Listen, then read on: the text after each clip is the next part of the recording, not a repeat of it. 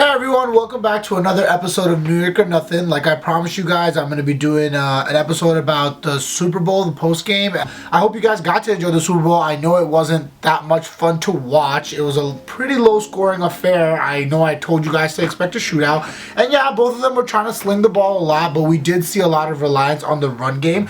Tom Brady and the Buccaneers definitely did establish the run game using Leonard Fournette. He definitely was a huge contributor in this game, having that one touchdown. And overall, they put the run game in early and made sure to dominate on that half. Brady caught a lead pretty early, and we know, honestly, either Brady or Mahomes, if we gave either of them a lead early, they're just too elite. Both of them are elite as quarterbacks, and they're going to be able to manage the clock, manage the time, and just, ride the lead through the rest of the game.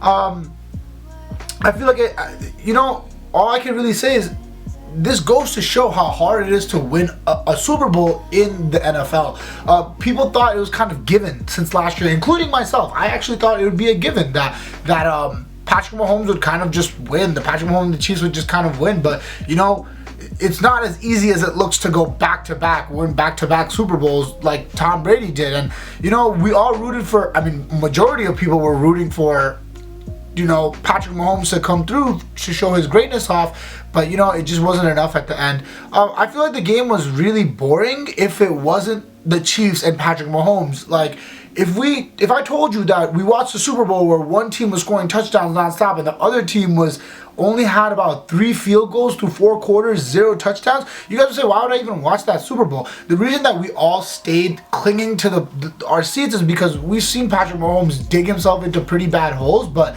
this was just one hole that he couldn't dig himself out of, because usually what happens is the other team's quarterback will make these small mistakes. Tom Brady's not going to make these mistakes. He definitely did have the help of the refs. He had the help of the Chiefs defense just not being prepared, and I don't know. I just feel like it goes to show you guys what we were talking about in the last video about how, football is a sport of routine.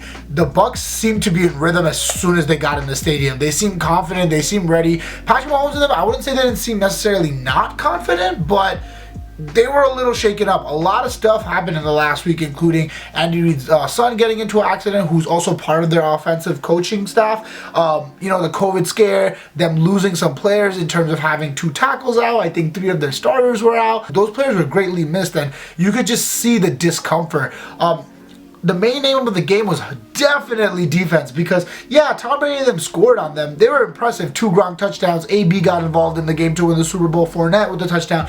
But at the end of the day, the Bucs defense is what really showed out. And we were talking about it last time, and I was like, if one certain player goes off, maybe they could win it for the dark horse of MVP. Honestly, the whole defensive line just did their thing. The corners were all over Tyreek Hill. Like we said from before, Tyreek Hill would be a major way that, Patrick Mahomes could win the game. What just happened was they had a game plan for him. Bruce Arians, from the beginning was like, we're going to take care of this. We're going to make sure Tyreek doesn't see the ball. And what they ended up doing was giving the ball to Kelsey. It was like a pick your poison situation. What would you rather have? Tyreek Hill, the cheetah, go all the way down and get yards on your head top? Or would you rather have Travis Kelsey just inch away at it and, you take your chances with these possessions, maybe get to a 4th down and just have them punt it, which is basically what happened. They settled for field goals, they settled for stuff, and they came out on top at the end. In my opinion, this was definitely, I wouldn't say this was Brady's hardest road to the finals, but these were definitely the tougher opponents that he faced. He definitely had the best team ever around him. Maybe one of the best teams we've seen in a while too, on the defensive end in terms of offensive weapons. But he had to face 3 MVPs on the way here, 3 Super Bowl champions. Drew Brees, the old man who's around Brady's age. Aaron Rodgers was old but playing like a young guy.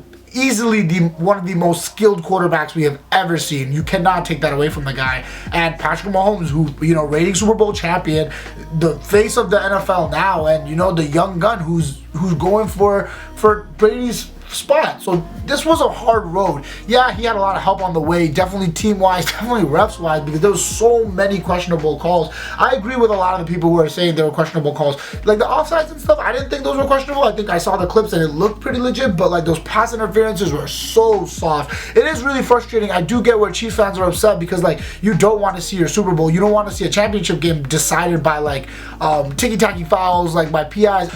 I definitely think Andy Reid, something happening to his son, whatever happened with the multi-car collision, I think that definitely did take a toll on him. He just didn't seem as prepared. You know, Bruce Arians and these guys have been preparing all week for this. Honestly, they've been preparing all year. Think about it. You just saw the Chiefs win the Super Bowl last year. You're hunting for a Super Bowl. You guys know, they knew from the beginning they're going to be facing the Chiefs.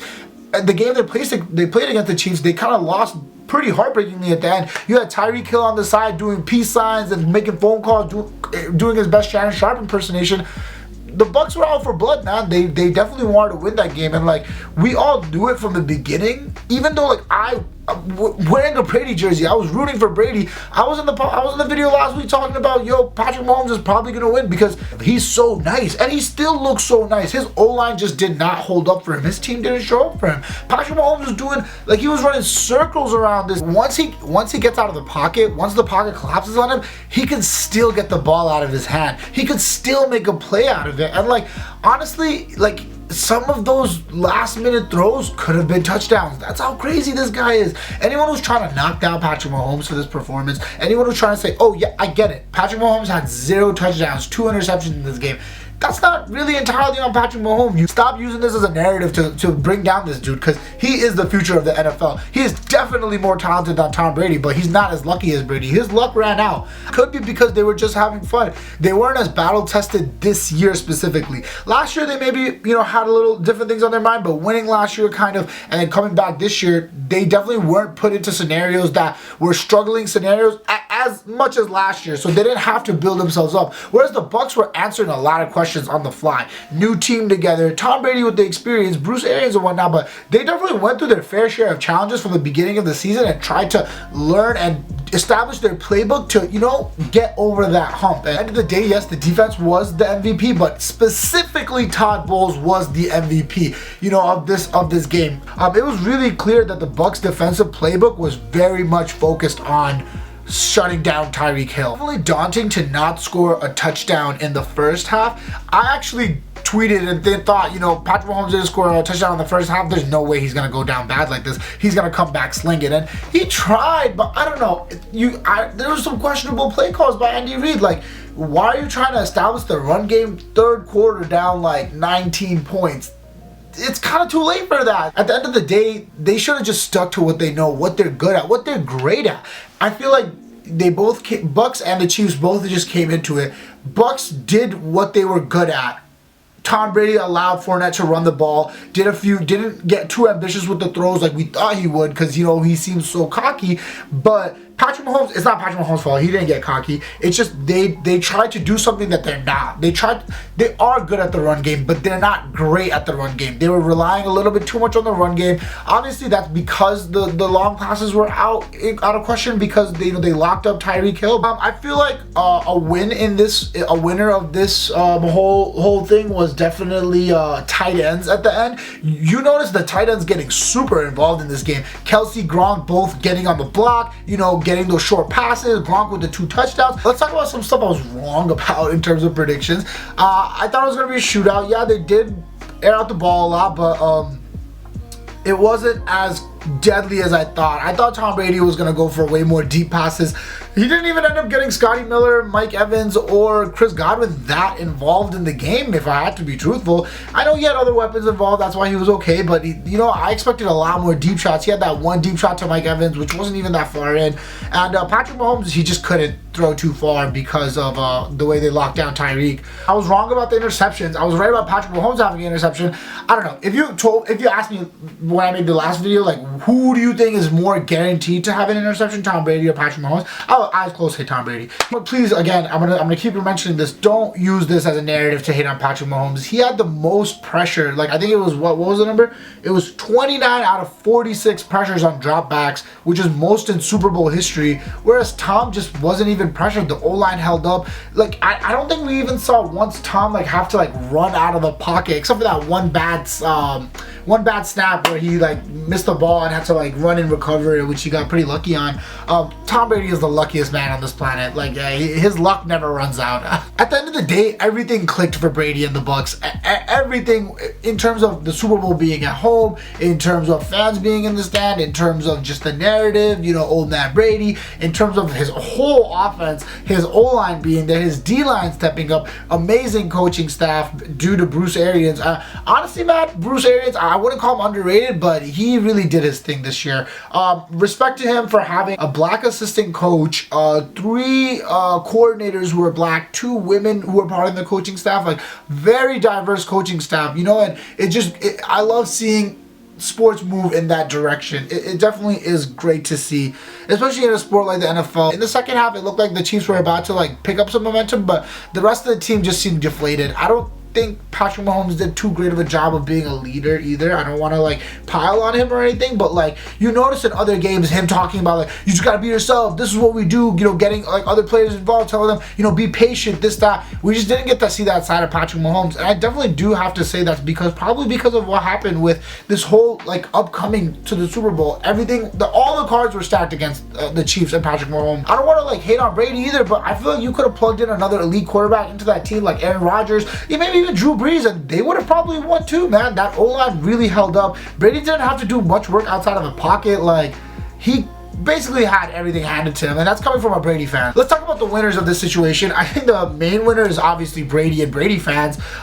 You know, just being able to say he won without Belichick, being able to say he won at 43, being able to say he won against the youngest, hottest, newest quarterback.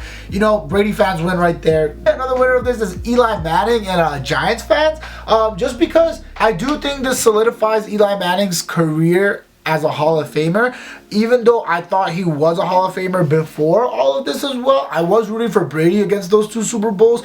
But, you know, Eli Manning he owns Brady. He beat him twice. We don't know anyone else who's been able to do that. And Patrick Mahomes with this amazing team wasn't able to do it. And a lot of people were trying to say, yeah, Giants had a lot of help. Eli Manning probably had the same O-line as Mahomes. We literally saw during the whole drive with the helmet catch, these guys were tugging on Eli's jersey. He was able to get out, and you know, so I think this definitely does solidify his status in the Hall of Fame in my eyes.